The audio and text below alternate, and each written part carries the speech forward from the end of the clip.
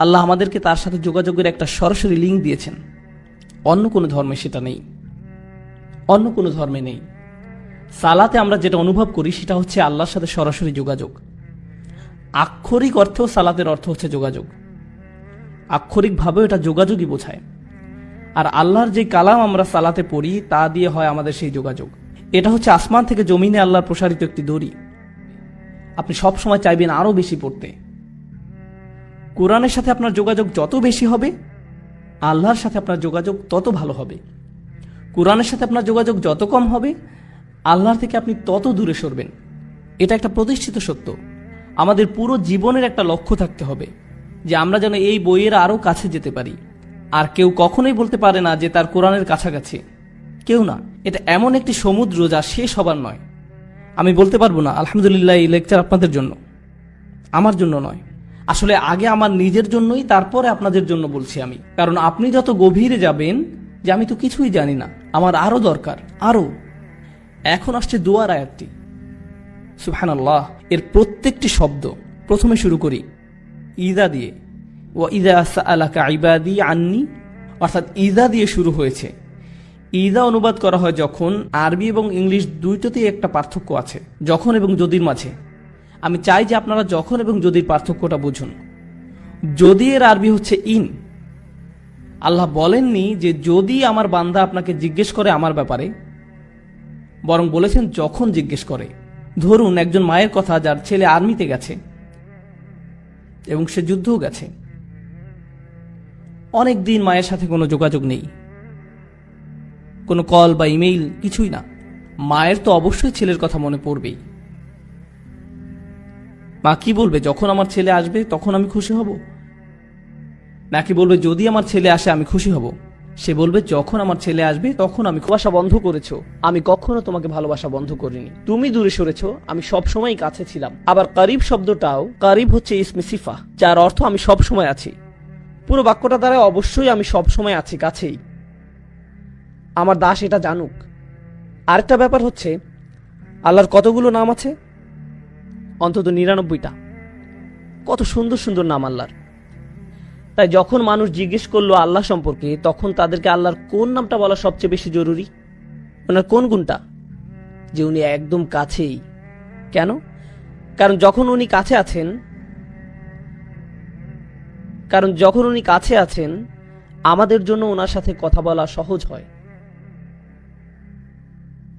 কেউ যখন দূরে থাকে তখন আমরা তার সাথে কথা বলি না, আর কেউ যখন কাছে থাকে আপনি তার সাথে কথা বলতে পারেন। যখন কেউ কাছে থাকে আপনি তাকে সম্মান করেন। বোঝা গেল? আচ্ছা, এখানের কয়জন বাচ্চা স্কুলে আছে? 4 জন। বাকিরা কি করে? আচ্ছা যাই হোক, যদি আপনি স্কুলে থাকেন আর টিচার ক্লাসরুমের বাইরে দিয়ে হেঁটে যায়, তখন কি আপনার আচরণে কোনো পরিবর্তন আসে নাকি আসে না? মিথ্যা বলবেন না, আপনি এখন মসজিদে আছেন। বাইরে গিয়ে মিথ্যা বলুন। না না, আমি জাস্ট মজা করলাম। যখন টিচার আপনার কাছে থাকে আপনার ব্যবহার একরকম হয়। ধরুন আপনি একটা পরীক্ষা দিচ্ছেন, টিচার হেঁটে বেড়াচ্ছে, আপনি কি আপনার পরীক্ষার খাতা একটু ঢেকে ফেলেন না?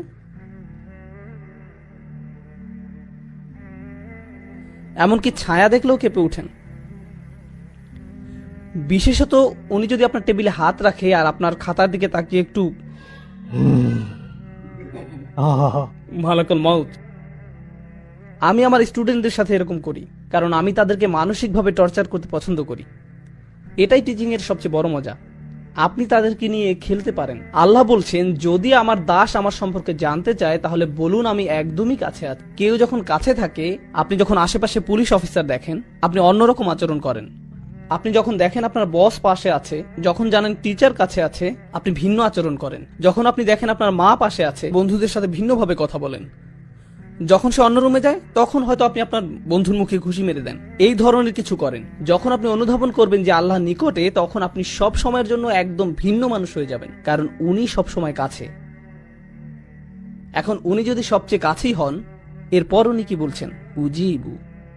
উজিবু আরবিতে আজাবা মানে উত্তর দেওয়া। এছাড়াও আরেকটা শব্দ আছে ইস্তেজাবা। কোরআনের অন্য এক জায়গায় আল্লাহ বলছেন ফাস্তাজাবা লাহুম রব্বুহুম, তিনি আজাব আলাহুম বলেননি, তিনি বলেছেন ফাস্তাজাব আলাহুম। তাদের প্রভু তাদের ডাকে সাড়া দেন। দেখা যাচ্ছে দুইটা শব্দ আছে আরবিতে, আজাবা আর ইস্তেজাবা। আজাবা আর ইস্তেজাবা। আজাবা দিয়ে বোঝায় যেটা সাথে সাথে হবে। যখন আপনি কোনো দেরি করা ছাড়াই কাউকে জবাব দেন সেটাকে বলা হয় ইজাবা। আর যখন আপনি সময় নিয়ে জবাব দেন সেটাকে বলা হয় ইস্তেজাবা। আল্লাহ বলছেন উজিবু, এর মানে উনি কিভাবে দোয়ার উত্তর দেন? সাথে সাথে, কারণ উনি সবসময় কাছে।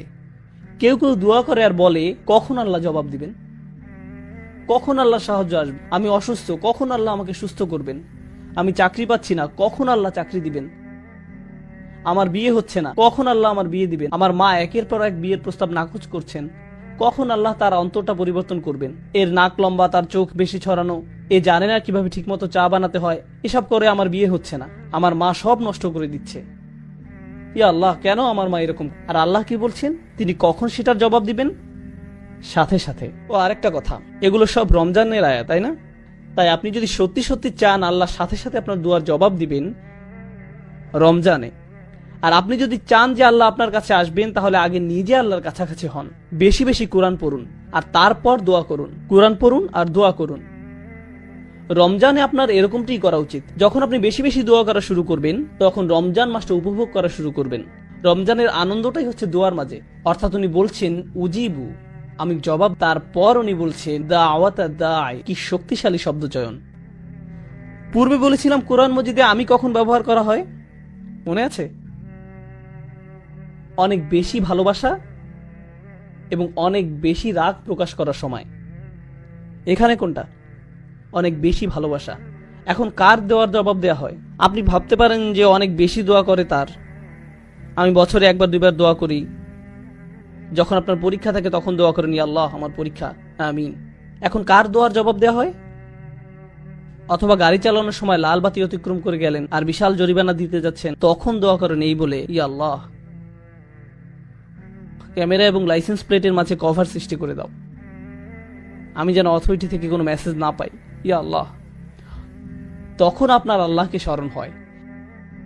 কেউ যদি অনেকবার দোয়া করে তাহলে দোয়া শব্দটি ব্যবহার হয়, কিন্তু কেউ যদি শুধু একবার দোয়া করে সেটা প্রকাশ করতে ব্যবহার করা হয় দাওয়াতুন। দাওয়াত শব্দটি শেষে তা মারবুতা নির্দেশ করে যে এটা একমাত্র একবার ঘটে। যেমন দরাবায়ের অর্থ হলো প্রহার করা, কিন্তু দরাবাত মানে একবার প্রহার করা। আকালা মানে খাবার, কিন্তু আকালা অর্থ একবারের খাবার। তা মারবুতা এটাকে একবারের জন্য বানিয়ে দেয়।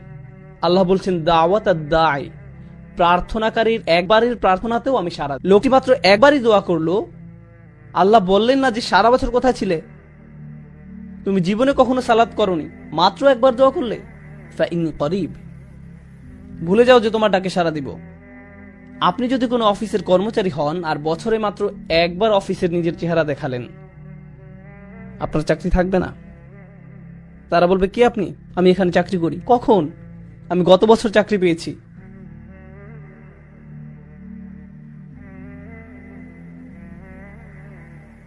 বস কি বলবে? হ্যাঁ শিওর, হ্যাঁ এক্ষুনি আপনি শুরু করতে পারেন, আপনার জন্য একটা প্রমোশনের ব্যবস্থা করে দিই। না, এটা হবে না। দাওয়াত শব্দের মাধ্যমে আল্লাহ বলছেন যে জীবনে একবার দোয়া করা ব্যক্তির জন্য তিনি সাড়া দিবেন। নিজেকে এটা বলে বোঝাবেন না যে আমার তো দাড়ি নেই, নিজেকে এটা বলে বোঝাবেন না যে আমার তো দাড়ি নেই, আল্লাহ আমার ডাকে সাড়া দিবেন না। কেবল গোফ রয়েছে, আল্লাহ আমার দোয়া কবুল করবেন না। রমজানে মুভি দেখতে পারবো না, তাই আগে থেকে 3টা মুভি দেখে ফেলেছি, এখন আমি দোয়া করব, আল্লাহ তারপরও সাড়া দিবেন আপনার ডাকে। এটা শুনে আবার কেউ মুভি দেখতে যাবেন না।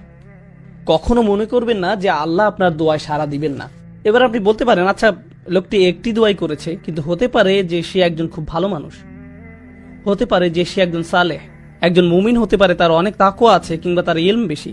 এও হতে পারে যে সে তওবা করেছে। উজিবুদ দাওয়াত দাই, আমি তার আহ্বানে সাড়া দেই যে তওবা করে। আল্লাহ তা বলেননি, তিনি বলেছেন আমি সেই মানুষটিকে সাড়া দেই, দাওয়া তার একটি দোয়াতেই সাড়া দেই। আর দা যে ডেকেছে, এই মানুষটির উদাহরণ কিরূপ? সে কি করেছে? সে ডেকেছে। অন্য কথায় আল্লাহ কি তার কাছ থেকে অন্য কোনো গুণ আশা করেছেন? তিনি কি বলেছেন দাওয়াতুল মুসাল্লি, দাওয়াতুল মুত্তাকি, দাওয়াতুল মুমিন না। তিনি বলেননি যে আপনার তাকওয়া থাকতে হবে, আপনার ঈমান থাকতে হবে, বলেননি আপনার ইলম থাকতে হবে, এই দোয়ায় বলেননি। কেন? কারণ আল্লাহ এখানে সেই সব মানুষের সাথে কথা বলছেন যারা আল্লাহ থেকে বহু দূরে চলে গেছে, এবং তিনি প্রথমেই তাদের বলছেন যে দেখো আমি কাছেই আছি। এরপর তিনি তাদের বলেন দেখো আমি জানি এই একটি দোয়া ছাড়া তোমাদের কাছে এই মুহূর্তে আর কিছুই নেই, ঠিক আছে দাও আমাকে এই একটি দোয়াই দাও। যদিও তুমি একজন দায়ী, শুধুই একজন আহ্বানকারী, তোমার জন্য আমার কাছে আর কোনো বিবরণ নেই। আমি তোমাকে এখনো পর্যন্ত একজন সালেহ ডাকতে পারি না, মুসলিম ডাকতে পারি না, মুমিন ডাকতে পারি না, আমি তোমাকে কিছুই ডাকতে পারি না। আমি শুধু তোমাকে ডেকেছি একজন দায়ী হিসাবে, একজন আহ্বানকারী। সুবহানাল্লাহ, সেটি কোনো যোগ্যতাই নয়। আরো আগানোর আগে বলে রাখি, আমি বলেছিলাম কখনো একজন বসের 500 জন কর্মচারী থাকে, সে কি তাদের সকলের নাম জানে? না, বিশেষ করে সেই কর্মচারীকে যে তাকে পুরো জীবনে মাত্র একটি ইমেইল করেছে। একটি ইমেইল কিভাবে সে তাকে মনে রাখবে? কর্মচারীটি যদি তাকে টেক্সট মেসেজ পাঠায়, সে জানবে না নাম্বারটি কোথা থেকে এসেছে। আল্লাহ বলেননি উজিবুদ্দা আওয়াতাদ্দাইন, তিনি বলেছেন উজিবুদ্দা আওয়াতাদ্দাই। এই শব্দটির মধ্যে থাকা আলিফ লাম তাকে মারিফা বানিয়ে দেয়, অর্থাৎ যথাযথ এবং নির্দিষ্ট করে দেয়। অন্যভাবে বলা যায়, যে কেউ আল্লাহকে ডাকে, আল্লাহ বলেন না যে কোনো একজন শুধুই ডেকেছে, তিনি বলেন সেই জন আমাকে ডেকেছে, সেই নির্দিষ্ট মানুষটি। আপনি আল্লাহর কাছে নির্দিষ্ট, তিনি আপনাকে বিশেষভাবে ব্যক্তিগতভাবে চিনেন। কোনো ডাক্তার আপনার নাম মনে রাখতে পারবে না যদি তাকে দিনে 100টা রোগী দেখতে হয়। সে এভাবে বলে চেষ্টা করবে, মুহাম্মদ কেমন আছো, চলে এসো। সবাই মুহাম্মদ, অন্তত সম্ভাবনা তো আছে। সে আপনাকে নামে চিনতে পারবে না। আপনি জানেন আমি মানুষের সাথে মিশি, আল্লাহ আমি তাদের সাথে মিশি। তখন আমি বলটা মরেছিলাম, একজন বয়স্ক ব্যক্তি আমার কাছে এলেন, বললেন বেটা কেমন আছো, আমার মনে পড়ে তুমি খুব ছোট ছিলে, তখন মসজিদের ভিতর ছোটাছুটি করতে। আমি তখন মনে মনে ভাবছি, হায় আমি তো টেক্সাসে থেকে, কিন্তু মুখে বললাম জি আমার মনে আছে। আমি কথা চালিয়ে গেলাম। আল্লাহ আজ্জা ওয়া জাল্লা নির্দিষ্ট রূপ পর্যন্ত চিনেন। আপনি হয়তো বলবেন কোম্পানির সিইও কিভাবে আমার নাম জানবে? আমি তো শুধুই একজন নিরাপত্তা কর্মী, তার অবস্থান কত উঁচুতে আর আমি কত নিচু পর্যায়ে। কিভাবে একজন প্রেসিডেন্ট তার দেশের একজন অধিবাসীকে চিনবে? কিভাবে এটি সম্ভব? আপনারা সবাই যদি আমার কাছে এসে নিজেদের নাম বলেন, আমার কি মনে থাকবে? আমি জানি না, সত্যি আমি জানি না। কারো কাছে যদি আমার ফোন নাম্বার থাকে, প্লিজ কেউ ফোন নাম্বার নিবেন না, কিন্তু যদি থেকে থাকে, যদি আমাকে একটা SMS পাঠান আর আমার কাছে নাম্বারটি সেভ করা নেই, আমি কি জানবো এটা কে পাঠিয়েছে? আমি জানবো না কে পাঠিয়েছে। যখন আপনি আল্লাহকে ডাকেন, আল্লাহ বিশেষভাবে আপনাকে জানেন এবং তিনি তৎক্ষণাৎ আপনাকে সাড়া দিতে চান। তিনি আপনার সাথে তখনই নতুন সম্পর্ক শুরু করতে চান। গতকাল যা হয়েছে তা হয়ে গেছে, আজ থেকে শুরু করুন। আপনি আজই মুসলিম হয়ে উঠুন, আজ থেকেই আল্লাহকে ডাকতে থাকুন। উজিবু দাওয়াতাদ-দাঈ। এবার যে প্রশ্নটি আপনাদের আগে করেছিলাম, যে সমস্যাটি আপনাদের দিয়েছিলাম, সেটা ছিল যে ধরুন আপনি একজন গুরুত্বপূর্ণ মানুষের সাথে দেখা করতে চান, সেটি কার শিডিউল হবে, আপনার নাকি গুরুত্বপূর্ণ ব্যক্তির? গুরুত্বপূর্ণ ব্যক্তিটির শিক্ষামন্ত্রীর সাথে দেখা করতে চাইলে আপনি তার মন্ত্রণালয়ে হেঁটে গিয়ে তাকে বলবেন না যে হেই চলুন আপনার সাথে আমার 1 মিনিট কথা আছে। আমি ডিসিতে গিয়ে বলবো না যে ওবামার সাথে আমার পিৎজার স্লাইস খাওয়া প্রয়োজন। আপনি এমনি এমনি প্রেসিডেন্টের কাছে যেতে পারবেন না। আপনি যদি একজন কর্মচারী হন, যেমন কেউ যদি আগে মাইক্রোসফটে কাজ করত যখন বিল গেটস ছিল, আপনি বলবেন হেই বিল আমার সাথে পিৎজা খাবে? আপনি সেটা করবেন না, আপনার জন্য তার সময় নেই। আল্লাহকে ডাকার ভালো সময় কোনটি? মানুষ বলে কোন সময়টি আল্লাহর কাছে দোয়া করার জন্য উত্তম, মানুষ তাই বলে। আর অবশ্যই আমরা রমজান নিয়ে কথা বলছি। তিনি কি বলেন এই ব্যাপারে? তিনি বলেন উজিবু দাওয়াতাদ-দাঈ ইজা, যে কোনো সময়, যে কোনো সময়, দাআনি যখনই সে ডেকেছে, যখনই তুমি আমাকে ডাকবে তখনই আমি তোমাকে সাড়া দিব। সকালে ডাকো আমি সাড়া দিব, বিকেলে ডাকো আমি সাড়া দিব, ঘুমোতে যাওয়ার আগে ডাকো আমি সাড়া দিব। সুবহানাল্লাহ, এটি সম্পূর্ণ আয়াত নয়, এটি আয়াতের প্রথম অংশ। আমি তোমাকে সাড়া দিব যখনই তুমি আমাকে ডাকবে, এটি আল্লাহর আহ্বান। এটা কিভাবে হয় যে আমরা এই আহ্বানকে উপেক্ষা করে যাই? কিভাবে একজন মানুষ আল্লাহর বাণী শুনে দোয়া না করে থাকতে পারে? আমি বুঝতে পারি না। তারপর তিনি বলেন এতক্ষণে আমি তোমাকে আহ্বান করলাম, আমার আহ্বান হলো আমি তোমার কাছেই আছি, আমি যে কোনো সময় তোমার ডাক শুনতে প্রস্তুত। যদিও তুমি একবার দোয়া করো, তারপরও আমি তোমার কথা শুনবো। দোয়া ছাড়া তোমার আর কোনো ইসলামিক গুণ না থাকলেও আমি তা শুনবো। তবে তোমার কি করা উচিত? আল্লাহ আপনার জন্য এত সব করছেন, আপনি তার জন্য কি করবেন? তিনি বলেন ফালিয়াস্তাজিবু লি। আগে দুইটা শব্দের কথা বলেছিলাম, আজাবা আর ইস্তেজাবা। ইস্তেজাবা মানে হলো উত্তর দেওয়ার চেষ্টা করা। কেউ আমাকে বললো, ভাই আপনার সাথে লাঞ্চ করতে চাই, আমি বলবো আমি সময় বের করতে চেষ্টা করব। আমি জানি না আমি এটা পারবো কিনা।